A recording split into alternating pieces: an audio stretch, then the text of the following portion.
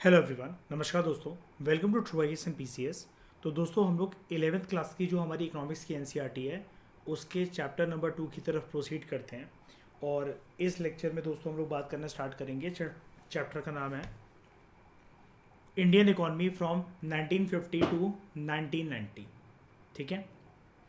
पहले चैप्टर में आप लोगों ने क्या जाना था, उसका नाम था Indian economy on the eve of independence.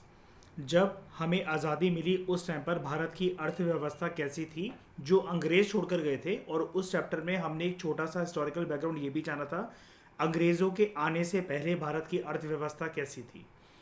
अब फाइनली ये चैप्टर बात करेगा कि भारत को आज़ादी मिल गई है। स्वतंत्र रूप से भारत की अर्थव्यवस्था की जो कमान है, जो उसकी लगाम है, वो अब हमारे हाथ में है, हमारे लीडर्स के हाथ में है। संविधान हमारा इस टाइम पर बन चुका है, संविधान प्रॉपर तरीके से इम्प्लीमेंट हो भी चुका है। संविधान इम्प्लीमेंट कब हुआ था गुंजन, जानते हो डेट? नहीं नहीं, इम्प्लीमेंट कब हुआ था फायका? एग्जैक्ट डेट बताओ। शाबाश, 26 जनवरी 1950 है गुंजन उसकी डेट। ठीक है। उस टाइम तक ना कॉन्स्टिट्यूशन हमारा बनकर रेडी हो गया था 26 नवंबर 1949 को गुंजन। ठीक है, याद रखना। हाँ, वो प्रियम्बल के अंदर भी वो वाली डेट गिवन है। ठीक है। तो 1950 तक आते आते हमारा संविधान लागू हो भी चुका है। अब हम अपने देश में अलग अलग जो दायरे हैं, अलग अलग जो एरियाज़ और एरेनाज हैं, उसके ऊपर पॉलिसी मेकिंग, लॉ मेकिंग, इन सब के बारे में हमारे जो नेशनल लीडर्स थे वो सोचने लगे थे। और बहुत ही जल्द आपको चुनाव भी देखने को मिलेंगे इस एरा में। फर्स्ट जनरल इलेक्शन कब होते हैं, एनी आइडिया? कौन से साल? देखो, पहले जनरल इलेक्शन जो है ना, वो 1950 में इनिशिएट हो गए थे। लेकिन जवाहरलाल नेहरू जी को एक चीज़ से आपत्ति थी। वो आपत्ति क्या थी?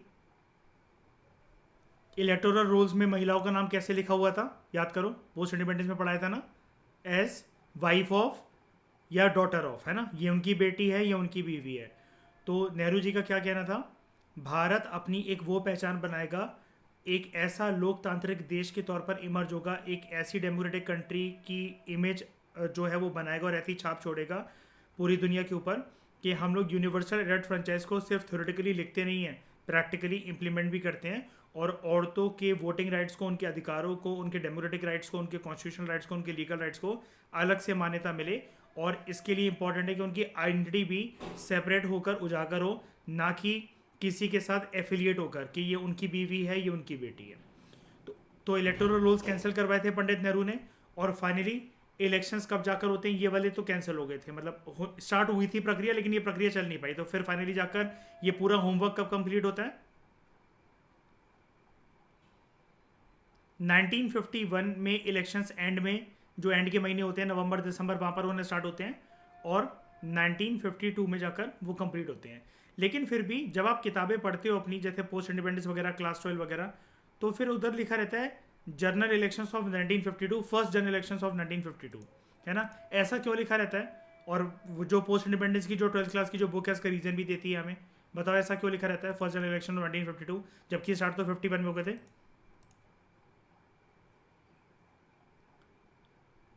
एक्सट्रीमली ब्रिलियंट ईशा, ठीक है, बहुत बढ़िया। कि ज़्यादातर जो वोटिंग हुई ना, वो मुस्कान हुई साल 1952 में। मतलब ज़्यादातर जो वोट बेस था ना, जो मतलब जो वोटर्स थे, मतलब वो उजागर हुए, वोट करने के लिए आए 1952 में। अच्छा, शुरुआती दिनों में, मतलब जब हमें आज़ादी मिली और कुछ साल हमारे आगे बीते, पहले जनरल इलेक्शंस हुए और फिर स्टेट लेजिस्लेटिव असेंबली के इलेक्शंस हुए होंगे, ऐसे ही चलता होगा ना प्रक्रिया। मतलब पहले लोकसभा के चुनाव हो गए, फिर विधानसभा के चुनाव हो गए। ये प्रक्रिया चलती होगी ना जब देश हमारा आज़ाद हुआ, और जब हम ये चुनावी प्रक्रिया को इंट्रोड्यूस कर रहे थे हमारे देश में, राइट? ऐसे ही होता होगा। जानते हो इस चीज़ के बारे में? अभी सिचुएशन क्या चलती है, लोकसभा और विधानसभा के चुनाव साथ में होते हैं? नहीं ना, नहीं होते ना। लेकिन शुरुआती दिनों में अगर कोई आपसे पूछे तो आप इसका आंसर ये देना कि लोकसभा और विधानसभा के चुनाव साथ में होते थे। और मोदी जी दोबारा इस चीज़ की दरख्वास्त कर रहे हैं ना। क्या कहा जाता है इसको? वन नेशन वन इलेक्शन, है ना, सारे चुनावी प्रक्रिया साथ में हो जाए। लेकिन ज़रा इस चीज़ की, इस एक्सरसाइज के एक दो डीमेरिट्स बताना ज़रा। टाइम कंज्यूमिंग बहुत होगा, दूसरा एक्सपेंसिव, फेयर। हाँ मतलब आज के समय में सही कह रहे हो गुंजन, काफ़ी हद तक ठीक है, लेकिन इसको एज इट इज़ ऐसे मतलब लिख मत देना विदाउट प्रूफ के मेंस में लिख गए, इंटरव्यू में बोल गए, क्योंकि इसमें थोड़ा सा ना एग्जामिनर को या फिर इंटरव्यूअर को थोड़ी सी आपत्ति हो सकती है। लेकिन फिर भी एक्सेप्टेबल पॉइंट है, इसको जस्टिफाई करना मैं सिखाऊंगा जब मैं आपको मेंस पढ़ाऊंगा। फेयर इलेक्शंस आज के समय में प्रॉपर वैसे नहीं होंगे, फेयर इन द सेंस कि फेयर होंगे लेकिन फ्रॉड होने के चांसेस है। और अगर रिजल्ट्स की अगर हेरा फेरी हुई तो फिर अगले 5 साल तक मतलब किसी भी चीज़ को ठीक करने का स्कोप नहीं होगा, लोकसभा के स्तर पर भी और विधानसभा के स्तर पर भी। ठीक है, तो खैर वापस आते हैं अपने पॉइंट पर, अपने टॉपिक पर कि 1952 में चुनावी प्रक्रिया होना स्टार्ट हुई और कुल मिलाकर सरकार हमारी बन गई। जब सरकार बनी तो सरकार के सामने सबसे पहली चुनौती क्या थी? मैंने आपको चैप्टर 1 के अंदर ट्राइस्फर डेस्टिनी स्पीच के बारे में आपको बताया था, उसका जिक्र करा था हम लोगों ने। पंडित नेहरू की स्वतंत्र भारत की पहली आज़ादी की पहली स्पीच, उन्होंने कहाँ से दी थी वो स्पीच?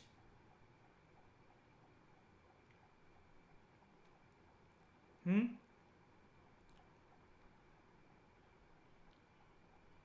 कौन सी जगह से डिनोट करी जाती है ट्राइस्फर डेस्टिनी की स्पीच? आज भी प्रधानमंत्री जब देश को संबोधित करने आते हैं तो वो कहाँ जाते हैं पूरे देश में? कौन से आर्किटेक्चर पर खड़े होते हैं? लाल किले पर। ठीक है, ट्रांसफर डेस्टिनी स्पीच के अंदर पंडित नेहरू ने क्या चैलेंजेस बताए बताए थे जो कि देश के सामने और जिसको हमें खत्म करना आने वाले सालों में? शाबाश निर्भय, पॉवर्टी, सारे बोलो यार।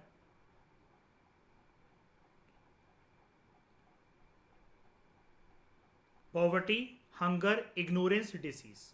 ठीक है, ये सब चीजें हमारे देश के सामने चुनौती क्या थी आज़ादी के टाइम पर? सबसे बड़ी चुनौती पॉवर्टी, इकोनॉमिक कंडीशंस। सही है फायका। इकोनॉमिक कंडीशंस जो हैं वो सबसे ज़्यादा चुनौतीपूर्वक टास्क था, हमें अपनी इकोनॉमी को ट्रैक पे लगाना था। फायका, पार्टीशन के बाद दिक्कत क्या थी जिसके बारे में जिक्र मैंने चैप्टर 1 में करा था? क्या क्या दिक्कत थी? मयूर आप बताओ, क्या दिक्कत थी पार्टीशन से? पाकिस्तान में क्या चला गया था और भारत में क्या रह गया था? एग्रीकल्चर लैंड सारे के सारे निर्वैर कहाँ चले गए थे? पाकिस्तान। और फायका, मयूर, इंडिया में क्या रह गया था? हाँ, इंडस्ट्रीज वगैरह जो कि उन रॉ मटेरियल्स को प्रोसेस करती थी, गिनी चुनी इंडस्ट्रीज। आप भी जानते हो कि मेजर इंडस्ट्रियल बेस कुछ भी नहीं था, ये आप लास्ट चैप्टर में मेरे साथ पढ़ चुके हो। ठीक है, लेकिन कुल मिलाकर हमारे पास किस चीज़ की किल्लत थी? एग्रीकल्चर लैंड की। और अगर एग्रीकल्चर लैंड की अगर किल्लत हो तो हम कैसे भी करके मुस्कान ये सोच सकते हैं क्या, अगर हम कंट्री चला रहे हैं तो, कि इस देश में हंगर या पॉवर्टी को हम बहुत जल्दी एलिमिनेट कर सकते हैं? नहीं ना, सोच सकते हैं? कह रही सोच सकते हैं।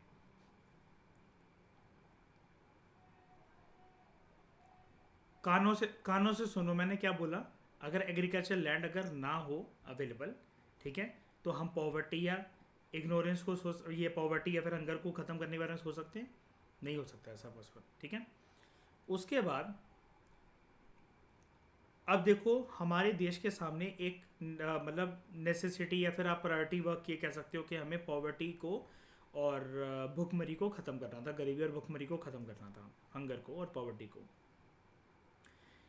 इसके लिए हमें चाहिए थे प्रॉपर तरीके से डेजिग्नेटेड एंड डेडिकेटेड प्लान्स। ठीक है, हमने इसके लिए प्लान्स, जो इकोनॉमिक प्लानिंग अगर होगी, या जिसको हमने चैप्टर 1 के अंदर एक नाम दिया था, फायका कैन यू रिकॉल? ईशा, क्या कहते हैं हम प्लानिंग को? नहीं नहीं, वो जो, हाँ हाँ, गुड निर्वेयर, प्लान डेवलपमेंट। अब प्लान डेवलपमेंट का एक पार्ट है फायका, आप बिल्कुल सही हो फायका, कोई दिक्कत नहीं है। प्लान डेवलपमेंट का एक पार्ट है 5 ईयर प्लानिंग। फायका, मैं ये पूछना चाहता हूँ, आपने आंसर दिया 5 ईयर प्लानिंग, तो मुझे ये बताओ, आपने ये क्यों कहा कि 5 ईयर के ही प्लान सिर्फ होने चाहिए, मतलब होते थे हमारे देश में? ये जो प्लान डेवलपमेंट नहीं, ये जो 5 ईयर प्लानिंग की जो पूरी रणनीति है, हमने कौन सी कंट्री से बोरो करी? रशिया वर्ड यूज़ मत करा करो, रशिया पैदा ही नहीं हुआ था। यूएसएसआर से भी ज़्यादा एक थोड़ा सा प्रिसाइज वर्ड। हाँ मयूर, अर्सवाइल यूएसएसआर, ठीक है, पुराना यूएसएसआर। यूएसएसआर की फुल फॉर्म गौरव?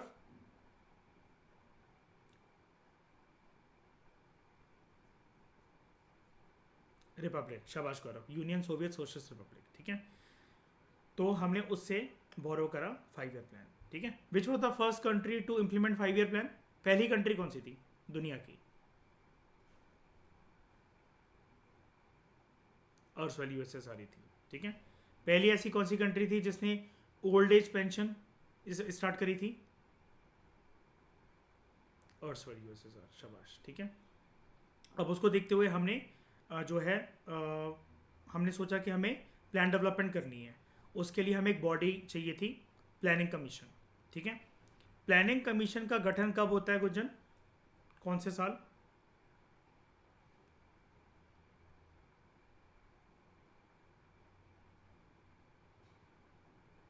हाँ, 1950 में बनता है प्लानिंग कमीशन। और फर्स्ट 5 ईयर प्लान कब आता है, कब से इंप्लीमेंट होना शुरू होता है? 51, 51 टू 56, ठीक है। फर्स्ट 5 ईयर प्लान को किसने फॉर्मुलेट करा था? हम्म, थप्पड़ पड़ेगा ना इतनी जोर का, डमरू की तरह नाचोगे। हाँ, की एंड राज, ठीक है। सेकेंड 5 ईयर प्लान जब आता है 1956 टू 61, ठीक है। ये किसने फॉर्मुलेट करा था? Good, PC Mahalanobis. ये एक फेमस स्टैटिस्टिशियन थे, ठीक है। स्टैटिक्स की क्षेत्र में इन्होंने बहुत महारत हासिल कर रखी थी, ओके।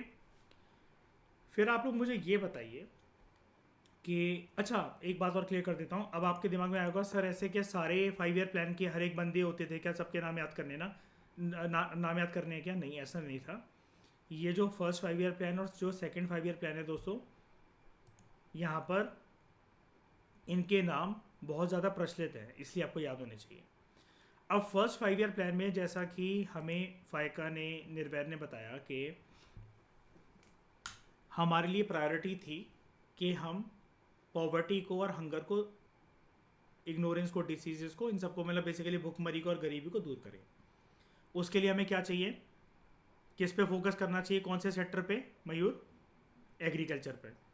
तो बट ऑब्वियसली बात क्या निकल कर आएगी, अगर आप कहानी की फॉर्मेट में सुनो, तभी मैं कहता हूँ कि रट्टा मत मारा करो चीज़ों का। अपनी इंडियन इकोनॉमी भी हिस्ट्री के साथ ही जुड़ी हुई है, और वो हिस्ट्री है modern history plus post independence history. तो अगर एग्जाम के अंदर अगर फायका भूल जाओ कि फर्स्ट 5 ईयर प्लान का मेन फोकस किसके ऊपर था, और अगर हम इतिहास जानते हैं कि पार्टीशन के समय पर सबसे बड़ी समस्या हुई क्या, तो हमारा आंसर क्या निकल कर आएगा कि फर्स्ट 5 ईयर प्लान ने रैपिड इंडस्ट्रियलाइजेशन पे फोकस करा होगा या फिर खेती बाड़ी पे फोकस करा होगा? बताओ, अगर हम नहीं भी जानते हैं अगर इसका आंसर, तो एग्रीकल्चर पे, ठीक है। तो फर्स्ट 5 ईयर प्लान का मेन फोकस किस पे था मुस्कान? एग्रीकल्चर पर, ठीक है। और सेकंड 5 ईयर प्लान का मेन फोकस किस पे था? मैं एक मिनट रुकना, मैं इसको लिख दूँ जरा। फर्स्ट 5 ईयर प्लान का मेन फोकस था एग्रीकल्चर पे, सेकंड 5 ईयर प्लान का मेन फोकस किस पे था? इंडस्ट्रियलाइजेशन नहीं, रैपिड इंडस्ट्रियलाइजेशन। मैं मतलब आपका आंसर सही है, लेकिन मैं रैपिड वर्ड क्यों लिख रहा हूँ, वैसे यूज़ भी होता है रैपिड वर्ड आपके थ्योरीज वगैरह में भी, बुक्स में भी लिखा रहता है। मतलब भारत के लीडर्स ने ये सोचा, ऑलरेडी हम दुनिया में पिछड़ कर रह गए हैं 200 साल की अंग्रेज़ों की गुलामी की वजह से। टेक्नोलॉजिकल नो हाउ बिल्कुल नहीं जानते हैं, बहुत पीछे रह गए हैं। और तीसरा सबसे बड़ा फैक्टर क्या था, हमारे नेशनल लीडर्स की एक अकड़ किस बात में छुपी हुई थी मयूर? किस बात में अकड़ छुपी हुई थी कि हमें क्या नहीं करने दूसरे देशों के साथ? रिश्ते नहीं बनाने, अपने अपने इकोनॉमी के दरवाजे क्या करके रखने हैं, खोल के कि बंद? बंद करके रखने हैं। और हम उनकी अकड़ किस बात में थी कि हम अपने आप को सक्षम खुद ही बना लेंगे, क्या हमें किसी की नीड है? नहीं, ठीक है। तो उन्होंने एक पॉलिसी चलाई थी क्या, कि बेसिकली हम ड्यूटीज बहुत ज़्यादा लगाएंगे अगर बाहर से कोई गुड यहाँ पर आता है। अब इंपोर्ट के ऊपर ड्यूटी बहुत ज़्यादा लगाने से गुंजन क्या प्रभाव पड़ता है? अगर इंपोर्टेड गुड्स के ऊपर ड्यूटी बहुत ज़्यादा लगाएं, देखो एक एग्जांपल देता हूँ इसका। फायका, दो प्लेटफॉर्म्स हैं, एक है amazon.in इंडिया वाला, और एक है amazon.com। पता है ये वाली बात आप सबको? गौरव, अगर मैं amazon.com से अगर कोई सामान मंगवाऊं, कुछ ऐसी चीज़ जो कि amazon.in पे नहीं मिल रही है, मान लो कोई रिमोट कंट्रोल कार मंगा रहा हूं मैं बहुत अच्छी वाली, ठीक है, और उसकी कीमत मुझे डॉलर्स में देनी है, तो अगर वो सेम चीज़ amazon.in पर अवेलेबल है तो वो सस्ती होगी, या फिर amazon.com पे अगर अवेलेबल है तो उसके कंपैरेटिवली वो सस्ती होगी? बताओ। IN पर है तो सस्ती होगी, है ना? ऐसा क्यों? अपनी करेंसी में हो क्यों? नहीं नहीं, और वो .com वाली महंगी क्यों है? इंपोर्ट हो रही है वो, बेसिकली बात ये है ना। तो अगर इंपोर्ट्स के ऊपर अगर ड्यूटी ज़्यादा लगाई जाए तो मुस्कान इसका मतलब बट ऑब्वियस परिणाम क्या निकलेगा, रिजल्ट क्या निकलेगा? वो गुड महंगा हो जाएगा, है ना। और अगर गुड अगर हमारे लिए महंगा हो जाएगा तो मेरे वाले केस के अंदर मुस्कान में .com वाले अमेजन की प्लेटफॉर्म से मंगाऊंगा या फिर IN वाले प्लेटफॉर्म से उससे मंगाऊंगा? IN से मंगाऊंगा। पीपल विल बी डिस्करेज ना, अगर गुड्स अगर कॉस्टली हैं तो ऐसे करके हमारी सरकार ने ये रणनीति अपनाई कि लोगों को डिस्करेज करने के लिए कि इंपोर्टेड आइटम वो मंगाए ही ना, और बाहर के जो देश हैं वो हमारे देश में सामान भेज ही ना पाए। हमने इंपोर्ट ड्यूटी को बढ़ा दिया, महंगे कर दिए गुड्स, मतलब समझ गए ये वाली बात? ठीक है। और हमारी एकड़ किस बात में थी कि हम सब कुछ खुद ही बना लेंगे और हमें किसी के साथ रिश्ते वगैरह नहीं मेंटेन करके रखने हैं। तो हमने रैपिड इंडस्ट्रियलाइजेशन पे फोकस करा, ठीक है। और थर्ड 5 ईयर प्लान ने बेसिकली एक बैलेंस अप्रोच के साथ फोकस करा कि इंडस्ट्रियलाइजेशन पे भी फोकस करना है और एग्रीकल्चर पे भी फोकस करना है, ठीक है। मुझे आप लोग एक बात बताओ, जब हमने प्लान डेवलपमेंट या फिर इकोनॉमिक प्लानिंग के बारे में सोचा तो फायका हमारे देश में हम लोगों ने किसके ऊपर फोकस करा? What to produce, how to produce and for whom to produce हम लोगों ने सरकार के हाथ में दिए ये डिसीजन, या फिर what to produce, how to produce and for whom to produce इस इकोनॉमिक प्लानिंग के डिसीजन हमने प्राइवेट सेक्टर के हाथ में दिए? क्या क्या सिलसिला चला?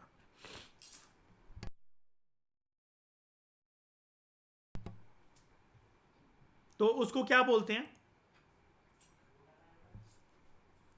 मिक्स इकोनॉमी, ठीक है। मयूर अभी से इतनी हैवी टर्म्स यूज मत करो, ठीक है। नहीं वो ठीक है, आपकी बात गलत नहीं है। PPP मतलब पब्लिक प्राइवेट पार्टनरशिप आप कह रहे हो ना, पार्टनरशिप तो बाद में आई ना मयूर, ठीक है, ये बाद में आई। मिक्स इकोनॉमी, अच्छा मिक्स इकोनॉमी में क्या मैं ऐसा कह सकता हूँ मुस्कान 50% रोल इकोनॉमिक डेवलपमेंट का या इकोनॉमिक प्लानिंग का या प्लान डेवलपमेंट का था प्राइवेट सेक्टर का, और 50% था पब्लिक सेक्टर का? गलत है। हाँ बिल्कुल बिल्कुल, ठीक है। 50% नहीं, तभी तो मैंने 50% देकर आपको वर्ड को ट्रैप करा, ठीक है। मुस्कान किसी बातों को बुरा नहीं मानना है, सीखना है, ठीक है। हाँ कहीं, हाँ मैं बता रहा हूँ गुंजन, ठीक है। मुस्कान रो के नहीं बैठना है ना कि रोने बैठ जाओ। हाँ अब देखो मैं आपको इस बात को एक्सप्लेन करता हूँ। ये सब बातें इस चैप्टर में, लेकिन इस चैप्टर में क्या है कि वो जो अंग्रेजी टेक्स्ट लिखे रहेंगे ना, तो आप लोगों की स्टोरी आपको बहुत थोड़ी सी टेक्निकल लगेगी। उस चीज़ को मैं बिल्कुल बच्चों के स्तर पर उतारने के लिए आपको पहले से ही एक यहाँ पर ना पूरी मैं आपको ग्रंथ पढ़ा रहा हूँ, ठीक है। तो समझते हैं, बैक टू द टॉपिक कि मिक्स्ड इकोनॉमी मॉडल तो गुंजन हमने फॉलो करा, यानी कि जब हमने इकोनॉमिक प्लानिंग की शुरुआत करी हमने USSR की तरह क्या नहीं करा कि what to produce, how to produce और हुम टू प्रोड्यूस। USSR में पूरा डिसीजन ये कौन लेता था? सरकार के प्राइवेट सेक्टर, गवर्नमेंट। और अमेरिका की तरह भी नहीं करा, what to produce, how to produce और हुम टू प्रोड्यूस, वहां पर डिसीजन कौन लेता था? पूरा पूरा private sector, private members, private sector, आपके और मेरे जैसे लोग, बिजनेसमैन वगैरह। हमने क्या करा कि दोनों के रोल को इकोनॉमी के स्तर पर उतारा कि इकोनॉमी को अगर बढ़ाना है, इकोनॉमी को आगे लेकर चलना है तो पब्लिक सेक्टर का और प्राइवेट सेक्टर का दोनों का रोल होगा। लेकिन देखो क्या होता है, जब शुरू शुरू में हम लोग अपनी इकोनॉमी की नींव जब रख रहे थे, जब उसका ग्राउंड फ्लोर बना रहे थे, इतना बड़ा ढांचा, इतना बड़ा स्ट्रक्चर, इतनी बड़ी बिल्डिंग इकोनॉमी की खड़ी करने के लिए, तो हमने ये देखा कि हमारे देश में है पॉवर्टी, हंगर, इग्नोरेंस, डिसीज। शुरू से ही अगर हम प्राइवेट प्लेयर्स को अगर इकोनॉमी के अंदर बहुत ही लिबर्टी के साथ अगर एंट्री दे देंगे, प्राइवेट प्लेयर्स को अगर बहुत ही ज़्यादा लिबर्टी के साथ अगर एंट्री दे देंगे, तो आप मुझे खुद एक बात बताओ, जब भी हम बात करते हैं मिक्स्ड इकोनॉमी के अंदर सोशलिज्म प्लस कैपिटलिज्म की, कैपिटलिज्म की जो आइडियोलॉजी होती है, जो कैपिटलिस्ट जो लोग होते हैं, इसको हिंदी में पूंजीवादी लोग कहते हैं क्या? हाँ क्या, ठीक है। तो जो पूंजीवादी जो बिजनेस क्लास जो लोग हैं, कभी भी क्या वो इकोनॉमिक वेलफेयर या सोशल वेलफेयर के बारे में सोचेंगे क्या? नहीं। हाँ, उनका उनका मकसद हमेशा होता है प्रॉफिट मेकिंग, है ना। जैसा कि मुस्कान ने बोला, उनका हमेशा मोटिव होता है प्रॉफिट मेकिंग। जनता की भलाई के बारे में गुंजन सिर्फ कौन सा सेक्टर सोचता है हमेशा? जो गवर्नमेंट सेक्टर होता है। सरकार इसलिए बनी होती है ना, सरकार पैसे कमाने के लिए बनी होती है, फिर जनता की भलाई के लिए बनी होती है। हाँ, है ना मयूर। जब तक बिटकॉइन की ETF नहीं आती है तब तक जनता की भलाई के लिए, है ना।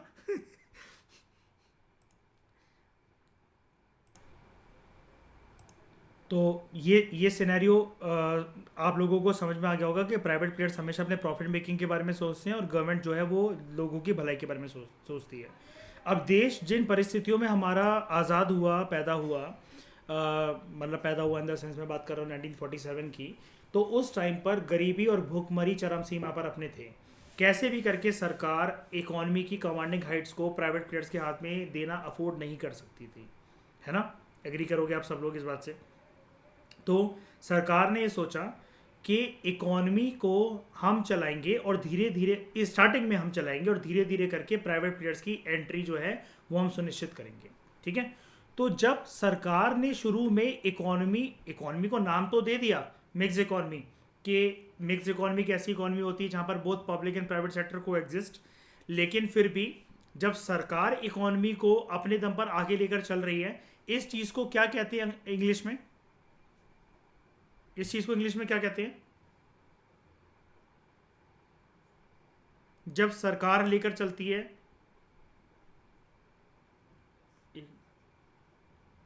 नहीं, इसको हम लोग कहते हैं, जैसे इस पहले ये फिनोमेना होता है कि इकोनॉमी को चलाएगा कौन। जैसे मतलब मान लो इकोनॉमी एक इकोनॉमी एक महाभारत का एक रथ है, ठीक है।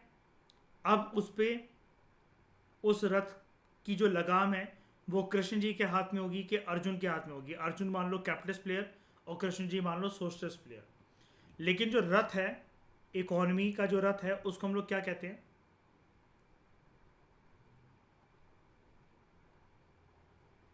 Commanding Heights of the economy.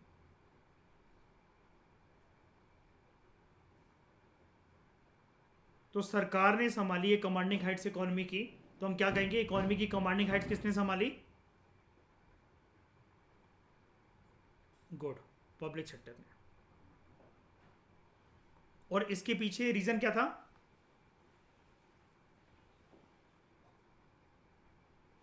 क्योंकि शुरू शुरू में पॉवर्टी और ये हंगर वगैरह बहुत ज़्यादा था, और सरकार कैसे भी करके ये नहीं चाहती थी कि हम सोशल वेलफेयर से हटकर कुछ गिने चुने लोगों को प्रॉफिट मेकिंग के रास्ते पर ले जाएं, है ना। सरकार चाहती थी कि डेवलपमेंट होनी चाहिए इन इक्विटेबल मैनर, इक्विटेबल डेवलपमेंट होनी चाहिए। और इक्विटेबल डेवलपमेंट को सरल भाषा में अगर मैं आपको बताऊं, तो ये कुछ ऐसी डेवलपमेंट होती है कि केक कटेगा और सब में बटेगा। किसी की भी केक की स्लाइस या पीस बड़ा नहीं होगा, सबका इक्वल साइज का होगा, ठीक है। और commanding heads of the economy सरकार ने संभाली, पब्लिक सेक्टर ने संभाली। और आप ये कह सकते हो, यहां पर ये भी लिख सकते हो, एंड प्राइवेट सेक्टर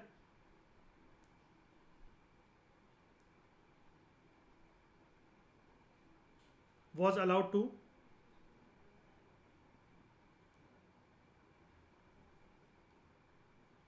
coexist, साथ में वो रह सकता है। लेकिन फिर भी इकोनॉमी की कमांडिंग हाइट्स किसके हाथ में? पब्लिक सेक्टर के हाथ में। कल श्रेया ने हमें आंसर दिए थे जब हम चैप्टर नंबर 1 कर रहे थे, उसका सेकंड लास्ट लेक्चर जब कर रहे थे, कि आज भी कुछ इंडस्ट्रीज ऐसी हैं जो कि पब्लिक सेक्टर के हाथ में ही है। पब्लिक सेक्टर ने अभी भी वहाँ पर प्राइवेट सेक्टर की एंट्री को अलाउ नहीं कर रखा है। कौन कौन सी है वो इंडस्ट्रीज? रेलवेज है, एटॉमिक है, डिफेंस है, ठीक है, न्यूक्लियर एनर्जी है, माइनिंग है। हाँ, मैं वो आ रहा हूँ, रुक जा लेडी भीम, रुक जाओ। तो मैंने आपको उस लेक्चर में ये भी बताया था जब श्रेया ने इसका आंसर दिया था कि धीरे धीरे करके प्राइवेट सेक्टर जो है अलाउ करा जा रहा है सरकार के द्वारा कि वो इन सब फील्ड्स में भी आए, ठीक है। और जब सरकार को वैसे भी जब लॉस होने लगता है, सरकार की जो PSUs या जो PSEs होती हैं, पब्लिक सेक्टर यूनिट्स या जो पब्लिक सेक्टर इंटरप्राइजेस जो होती हैं, जब सरकार को थोड़ा सा लॉस होने लग जाता है, तो या फिर सरकार को लगता है कि हम थोड़े से आउटडेटेड हो गए हैं टेक्नोलॉजी के मामले में, तो प्राइवेट सेक्टर की एंट्री अलाउ होती है। और फिर मैंने मयूर आपसे पूछा था ना कि डिफेंस के मामले में क्या प्राइवेट सेक्टर कोई इन्वॉल्व है,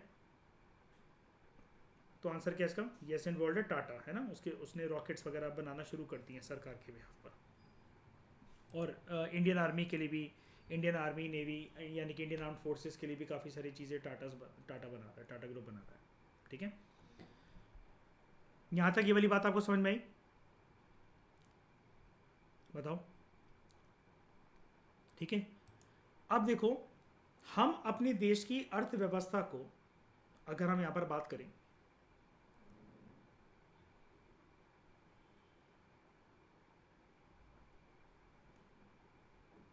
नाइनटीन 50 to 51 जब फर्स्ट 5 ईयर प्लान आता है, हम अपने देश की अर्थव्यवस्था को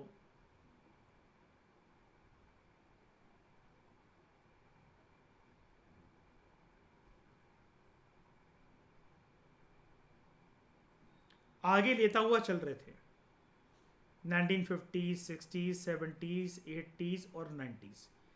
जैसे ही हम साल 1990 तक पहुंचते हैं, हमारे देश की जो अर्थव्यवस्था है, जो थोड़ी बहुत संभल कर लीप्स एंड बाउंड्स मैनर्स में ऊपर की तरफ बढ़ रही थी बिकॉज ऑफ प्लान डेवलपमेंट, अच्छे 5 ईयर प्लान्स जिसके रिजल्ट भी ठीक ठाक आ रहे थे। लेकिन बीच बीच में अगर आप इन सालों को अगर देखो तो हमारे इकोनॉमी में कुछ घटनाक्रम भी हुए थे, और सारे 5 ईयर प्लान हम लोग एक स्ट्यूपुलेटेड टाइम फ्रेम पर कंप्लीट नहीं कर सके थे। सबसे पहले मुझे बताओ, 5 ईयर प्लान जब अच्छे से चल रहा था तो सबसे पहला जो रोड़ा होता है, जो अटकलें होती हैं, वो कौन से इवेंट से पैदा होती हैं? हाँ हाँ, तो सबसे पहले हमारा होता है क्या 1962 में इंडो चाइना वॉर, है ना, जिसमें हम हार जाते हैं। फिर 1965 में इंडो पाक वॉर, फिर 1971 में बांग्लादेश लिबरेशन वॉर, और 1999 में कारगिल वॉर। मैं यहाँ पर आपसे पहले इंडो पाक वॉर की बात नहीं कर रहा हूँ, 47 to 48 से तो चला, क्योंकि साल यहाँ पर 1958 से हमें देखना शुरू करना है, सॉरी 1950 से देखना शुरू करना है, ठीक है। तो 62 में इंडो चाइना वॉर, बाकी सारी पाकिस्तान वाली वॉर 1965, 71 एंड 1999, जिसमें भारत ही जीता चारों वॉर्स में, और जो 1947-48 वाला भी हुआ था वो भी, ठीक है। अब क्या होता है, जब ये 5 ईयर प्लान चल रहे थे तो हमारे 5 ईयर प्लान जो इन वॉर्स की वजह से, जैसे मैं सिर्फ इन दोनों का जिक्र कर रहा हूँ, 62 to 65 फोर्थ 5 ईयर प्लान के लगभग आसपास से चल रहा था। तो जब वो उसका टाइम आ गया था तो हमें 5 ईयर प्लान को उस टाइम पर ड्रॉप करना पड़ा, उसका आइडिया, और हमने क्या ले लिया, क्या कहते हैं उसको, गुड, हमने प्लान हॉलीडे ले लिया, और उसकी जगह हमने 3 एनुअल प्लान्स इंट्रोड्यूस करे थे, और फिर बाद में आगे चलकर हमने आगे के 5 ईयर प्लान को कंटिन्यू करा, ठीक है। ये वाली बात याद रखना, और ये वाली बात मैं नितिन सिंघानिया में भी काफ़ी डिटेल में पढ़ा चुका हूँ। इस चैप्टर में भी आपको ये वाली चीज़ जानने को मिल जाएगी, और मैं पोस्ट इंडिपेंडेंस के अंदर भी जो क्लास 12 की पॉलिटिकल साइंस की एनसीईआरटी है उसके अंदर भी ये वाली चीज़ बता चुका हूँ, ठीक है। तो 1990 में हमारे देश की अर्थव्यवस्था काफ़ी ज़्यादा चरमरा रही थी, फाइनेंशियल क्राइसिस बहुत ज़्यादा बढ़ गया था, ठीक है। तो हमारे देश में एक ऐसी परिस्थिति आ गई थी कि जिसमें पहली बार हो सकता था कि हमें आर्टिकल 360 जो है वो देखना पड़ जाए। और आर्टिकल 360 क्या है? Financial emergency. लेकिन thanks to the efforts taken by IMF and world bank कि उन्होंने हमें क्या दे दिया? लोन दिया। कितना लोन दिया? $7 बिलियन का। और कौन से दो इंस्टीट्यूशंस ने दिया? IMF and world bank. IMF की फुल फॉर्म?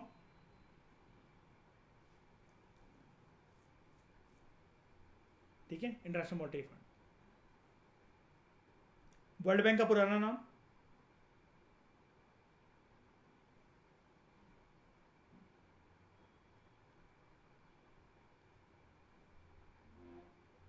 वर्ल्ड बैंक का पुराना नाम? International bank for reconstruction and development. क्या नाम है? International bank for reconstruction and development. और ये जो इंस्टीट्यूशंस हैं, IMF, वर्ल्ड बैंक, WTO, ये कौन से एग्रीमेंट से बने थे? चैप्टर 1 के अंदर मैंने बताया था आपको। नहीं, एग्रीमेंट ब्रिटेन वुड्स एग्रीमेंट से बने थे सारे। ठीक है, हमें सिर्फ लोन नहीं मिला, हम पर एक प्रेशर भी इम्पोज करा गया इन दो फाइनेंशियल इंस्टीट्यूशंस के द्वारा $7 बिलियन के लोन के साथ ही। अब देखो, लोन एक ऐसी चीज होती है ना, you have to pay the principal amount along with the interest. ब्याज के साथ साथ मूल रकम चुकानी पड़ेगी, ऐसा होता है क्यों फायका? है ना? अब अगर ब्याज के साथ मूल रकम चुकानी ही थी अगर, ठीक है, तो फिर इसकी क्या जरूरत थी कि ये लोग कंडीशंस हमारे ऊपर इंपोज करते? हमने क्यों मान लिया उन कंडीशंस को कि अपनी इकोनॉमी के दरवाजे खोल दो, है ना, ग्लोबलाइजेशन का पार्ट बन जाओ, जो अमेरिकन गुड्स हैं या जो बाहर से गुड्स हैं अपनी कंट्री में, अगर हम आपकी कंट्री में डंप करते हैं तो उसको करने दो। जबकि इंडिया को इतना अलाउ नहीं था कि इंडिया अपने गुड्स इतने ज़्यादा एक्सपोर्ट कर सके। क्यों मान लिया हमने? शर्त ही यही थी कि लोन इसी कंडीशंस पर मिलेगा। क्योंकि IMF वर्ल्ड बैंक ने ये देखा, भारत अगर ये लोन लेने के बावजूद भी अपनी इकोनॉमी के दरवाजे बंद करके रखेगा ना, तो भारत के पास रेवेन्यू का कोई साधन ही नहीं है। IMF और वर्ल्ड बैंक ने जब भारत की अर्थव्यवस्था का और सरकार की इकोनॉमिक प्लानिंग का आकलन करा, उसको रिव्यू करा, तो उन्होंने देखा इकोनॉमिक प्लानिंग में कोई दिक्कत नहीं है, लीडरशिप में कोई दिक्कत नहीं है, डेमोक्रेसी बहुत बढ़िया तरीके से फंक्शन करती है, हर एक पैसे का हिसाब बजट के through, consolidated fund of India के through, various parliamentary instruments like appropriation bill, financial bill, money bill, इनके थ्रू सबका ख्याल रखा जाता है। कोई चोरी चकारी वाली कोई बात नहीं है। लेकिन भारत की सबसे बड़ी गलती है, जो रेवेन्यू बेस दुनिया में विभिन्न देश, specially western countries, European countries, जो जिसका फायदा उठा रही है ग्लोबलाइजेशन की वजह से, कि माल सिर्फ देश देश में ना बिके, देश का माल विदेशी स्तर तक पहुंचे और एक कंट्री को रेवेन्यू देसी पैसे में नहीं, विदेशी मूल रकम उसको प्राप्त हो। भारत इस चीज से बहुत पीछे चल रहा है। आपको अगर कोई लोन देता है, लोन की बात कर रहा हूं, लोन, अगर आपको कोई लोन देता है, ग्रांट नहीं, ग्रांट तो ऐसा होता है कि आपको पैसे मिलकर आप जो मर्जी करो, आपको कोई वापस भी नहीं करना उसे। लेकिन लोन कोई देगा तो सामने वाले को भी फायदा टेंशन रहती है कि नहीं रहती है कि उसका मूल रकम या ब्याज वापस आएगा कि नहीं आएगा? ब्याज तो चलो फिर भी सेकेंडरी है, मूल रकम तो वापस आएगी कि नहीं आएगी? आप अगर किसी को लोन दोगे तो इस चीज का आंकलन करोगे कि नहीं करोगे कि सामने वाले का काम धंधा कैसा चल रहा है, कैसा नहीं चल रहा है, क्या उसकी इतनी हैसियत है, या फिर जिस भी चीज में वो मेरे पैसे मुझसे लोन लेकर इन्वेस्ट करना चाह रहा है वो सही जगह पर चलेंगे कि नहीं चलेंगे, डूब तो नहीं जाएंगे मेरे पैसे। ये लोन देने वाले के मन में भी डर रहता है कि नहीं रहता है? बैंक क्या मुंह उठाकर किसी को भी लोन देता था क्या? किफायका बैंक के पास एक लड़की, एक क्लचर खोल के उसने बाल लहराए मैनेजर के सामने और मैनेजर ने करोड़ों का लोन दे दिया उसे कि मैडम आप तो बड़ी सुंदर हो, 36, 24, 36 आपका फिगर है यार, आप तो ले जाओ लोन यार। ऐसा काम नहीं करता कोई भी लोन का फिनोमेना या मनी इन बैंकिंग का फिनोमेना।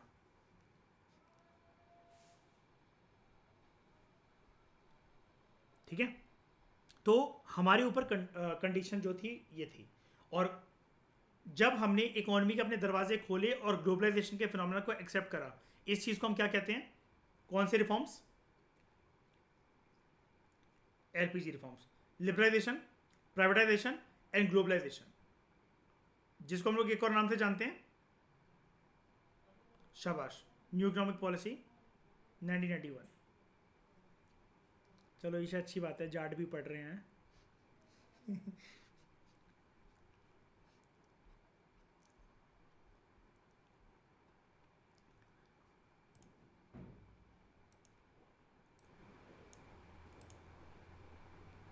इन टर्म्स के ऊपर वैसे मैं आपको थर्ड चैप्टर के अंदर फोकस कराऊंगा, लिबरलाइजेशन, प्राइवेटाइजेशन एंड ग्लोबलाइजेशन। हम अभी तक प्राइवेट सेक्टर को, याद है commanding heads of the economy, जब मैंने लिखा कि पब्लिक सेक्टर को ज्यादा रोल देते थे और private sector was allowed to coexist, private sector के ऊपर बंदिशें थी। मैंने लास्ट चैप्टर में दो पॉलिसीज का जिक्र करा था, अगर आपको याद हो, कि प्राइवेट सेक्टर को अलाउ तो करा जाता था एग्जिस्ट करने के लिए, लेकिन बोला जाता था आप एक हद से ज़्यादा माल प्रोड्यूस नहीं कर सकते हो। बोला था ना मैंने, अंग्रेजों के टाइम पर होता था, लेकिन भारत की आज़ादी के बाद भी चला ये वाली चीज़। और मैंने दो पॉलिसी के जिक्र करे थे, अगर आपको याद हो, आईपीआर, इंडस्ट्रियल पॉलिसी रेजोल्यूशन 1948, है ना, और इंडस्ट्रियल पॉलिसी रेजोल्यूशन 1956। उसमें क्या था, एक चीज़ चलती थी, अगर आपको इंडस्ट्रीज अगर खोलनी है ना, एलपीजी रिफॉर्म से पहले की बात कर रहा हूँ मैं, और आज़ादी के बाद की बात कर रहा हूँ, मतलब 1950 से लेकर 90 तक एक चीज़ चलती थी, अगर आपको इंडस्ट्रीज खोलनी है तो आपको लाइसेंस बहुत मुश्किल से मिलता था, और मिल भी गया तो आपके ऊपर एक बंदिश रहती थी कि आप एक इतने से ज़्यादा क्वांटिटी पर मंथ प्रोड्यूस नहीं कर सकते गुड्स की, ठीक है। आपके गुड्स जो है वो एक स्टेट के बाहर मुश्किल से जाएंगे, ठीक है। आपको जो स्टेट बॉर्डर जो टैक्स है, ऑक्ट्रॉय वगैरह, ऑक्ट्रॉय को हिंदी में बोलते हैं चुंगी, ठीक है, वो देना पड़ेगा। तो कुल मिलाकर प्राइवेट जो प्लेयर्स थे दे वर डिस्करेज। एक तो पैसा नहीं था इंडस्ट्रीज खोलने के लिए, जिनके पास था भी तो इस प्रकार की बंदिशें, तो लोग अपना नुकसान करवाने थोड़ी ना आ रहे थे। और सरकार ये बोलती थी ठीक है हम आपको बहुत आसानी से परमिशन दे देंगे इंडस्ट्रीज वगैरह खोलने की, अगर आप ये एग्री करते हो कि आप गाँव में इंडस्ट्रीज खोलोगे तो हम आपको थोड़ा सा टैक्स कंसेशन वगैरह भी देंगे, ठीक है, बिजली भी आपके लिए सस्ती करवा देंगे। लेकिन गांव में इंडस्ट्री खोल के किसको फ़ायदा मिलेगा, किस बिजनेसमैन को फ़ायदा मिलेगा? रॉ मटेरियल जहाँ से आना है, जाना है, प्रोडक्शन होनी है, जहाँ पर माल बिकना है, तो इतना तो खर्चा ट्रांसपोर्टेशन का और बाकी सारी चीज़ों का आ जाएगा, गुड्स की प्रोसेसिंग का आ जाएगा। तो कुल मिलाकर जो माहौल था it was very discouraging for industries, ठीक है। और इस चीज़ को हम लोग बोलते हैं कि हर चीज़ के लिए जो लाइसेंस लेना पड़ता था इंडस्ट्रीज खोलने के लिए, इस चीज़ को हम लोग क्या बोलते हैं? हाँ, शाबाश मयूर, लाइसेंस परमिट कोटा राज सिस्टम, ठीक है। तो ये हो गया लिबरलाइजेशन की लिबर्टी मिल गई इंडस्ट्रीज को। फिर लिबरलाइजेशन, प्राइवेटाइजेशन, प्राइवेट प्लेयर्स जो अभी तक they were allowed to coexist ना, अब उनको बोला गया कि you will take commanding heads of the economy. और ग्लोबलाइजेशन मतलब क्या? इंडियन इकोनॉमी के दरवाजे दुनिया की सारी इकोनॉमी के लिए खुले हुए हैं, ठीक है। ग्लोबलाइजेशन को हम लोग क्या कहते हैं? Interconnection of domestic economy with the global economy. And यहाँ पर किस किस चीज़ों की मूवमेंट होती है? When we talk about globalisation, किस किस चीज़ों की मूवमेंट होती है? शाबाश, goods, services, ideas, people, capital, technology, culture, customs, rituals, traditions, etcetera. जैसे क्लास 12 में पॉलिटिकल साइंस में मैंने आपको ग्लोबलाइजेशन के कंटेक्स्ट में 3 प्यारे वर्ड बताए थे जो कि हमारे कल्चर के साथ एसोसिएटेड एफिलिएटेड नहीं है, ठीक है। गुंजन माइक बंद करो अपना। जो कि हमारे कल्चर और उसके साथ एफिलिएटेड नहीं है, लेकिन फिर भी उनका प्रभाव हमारे लाइफस्टाइल वगैरह पर कैसे ना कैसे करके है। वो शब्द याद है ईशा, मयूर? मैकडोनलाइजेशन, मैकडोनलाइजेशन, जीन्स कल्चर, पेप्सी कल्चर, ठीक है। और उसमें ये झलक कैसे देखने को मिलती है कि हम ग्लोबलाइजेशन के पार्ट बन चुके हैं?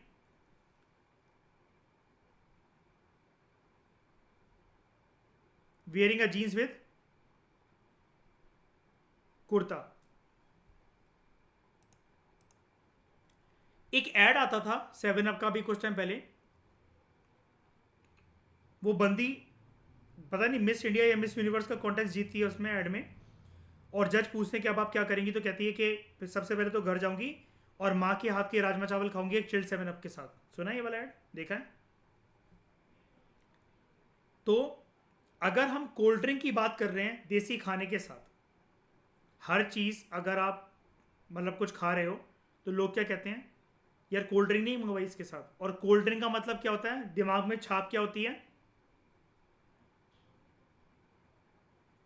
कोका कोला या फिर पेप्सी, राइट?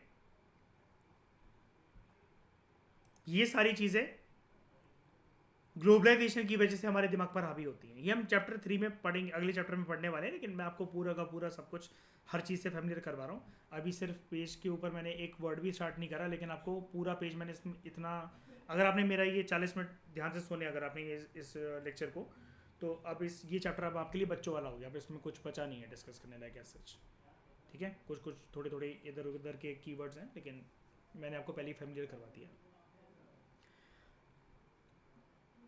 आईपीआर ही है दोनों का नाम, एक 1948 की एक 1956 की है, इंडस्ट्रियल पॉलिसी रेजोल्यूशन। फिर जैसे अगर आप बात करो ग्लोबलाइजेशन की, जो पकड़ है आपके दिमाग के ऊपर जो हावी होती है हम लोगों के ऊपर, वो इसके सेंस में देखने को मिलती है। हर कोई क्रेव करता है कौन से फ़ोन के लिए, अरे आईफोन, ठीक है? आईफोन कहाँ का है, हमारे देश का है क्या? नहीं, ठीक है, बाहर का है, अमेरिका का है। ऊपर से अगर आप फुटवेयर्स की बात करो तो देसी ब्रांड्स लाइक, अगर आपको चॉइस दी जाए बाटा या फिर प्यूमा, क्या वियर करना पसंद करोगे? ठीक है, तो 90% जो जनरेशन है, यूथ जनरेशन, जेनजी जनरेशन, उनका आंसर होगा भाई बाटा, वाटा कौन पहनता है, हम तो प्यूमा, एडिडास और नाइकी वाले हैं, ठीक है? तो ये जो चीज़ है, ये जो मेंटेलिटी है, जिसको हम लोग क्या कहते हैं, कंज्यूमरिज्म। कंज्यूमरिज्म की मेंटेलिटी मैंने आपको एक मॉल के एग्जांपल से एक बार ही बताई थी, अगर आपको याद हो, आई थिंक गवर्नेंस में बताई थी मैंने, जब मैं मेंस के लेक्चर डिस्कस कर रहा था। मैंने आपको एक चीज़ बताई थी ना कि ये जो कंज्यूमरिज्म का एटीट्यूड है कैसे हावी होता है हमारे ऊपर, ये शॉपिंग मॉल्स और ये बिग रिटेल स्टोर जैसे बिग मार्ट, सबवे, और ये जो सबवे बाज़ार होते हैं, या ये जो वॉलमार्ट जैसी जो मार्केट्स होती हैं, इनका पूरा एजेंडा क्या होता है, आप वहाँ पर जाओ, दिमाग में आपके सेट है कि भाई मुझे चाय पत्ती और चीनी लेकर आनी है, लेकिन जब आप बाहर निकलोगे ना वहाँ से, तो आपके पास पूरी की पूरी एक ह्यूज बास्केट होगी, जिसमें आप जहाँ पर घूमोगे, अच्छा ये भी ले लेते, अच्छा वो भी ले लेते, अच्छा ये भी तो खत्म हो गया घर में, अच्छा वो भी तो खत्म हो गया घर में, तो आपके पास वो सारी चीज़ उठा कर लाओगे। आप लेने गए थे 2 सामान, लेकर आ गए 20 सामान, फ़ायदा किसका हो गया, सामने वाले का, और आपकी वो पूर्ति कभी ख़त्म होती नहीं है। कुछ टाइम पहले मैंने आपको ग्रुप पर एक वीडियो भी भेजी थी, नहीं मैंने आपको मैरिज वाली वीडियोस भेजी थी, मैंने आपको बोटॉक्स इंजेक्शन की वीडियो नहीं भेजी ना अभी तक। कॉस्मेटिक इंडस्ट्री कैसे मतलब एक नई प्रॉफिट मेकिंग इंडस्ट्री और लोगों को बेवकूफ़ बनाती है, अभी ऐसी कोई वीडियो नहीं भेजी ना मैंने आपको, नहीं ना? दिल्ली में आजकल एक नई तरीके की पार्टीज चल रही हैं, बोटॉक्स पार्टी, जिसमें अगर आप मेरे घर आओ या मैं आपके घर आ रहा हूँ, अब ये सिर्फ लेडीज़ तक सीमित नहीं है, तो हम अभी तक क्या था, पेप्सी और कोका कोला शेयर करते थे।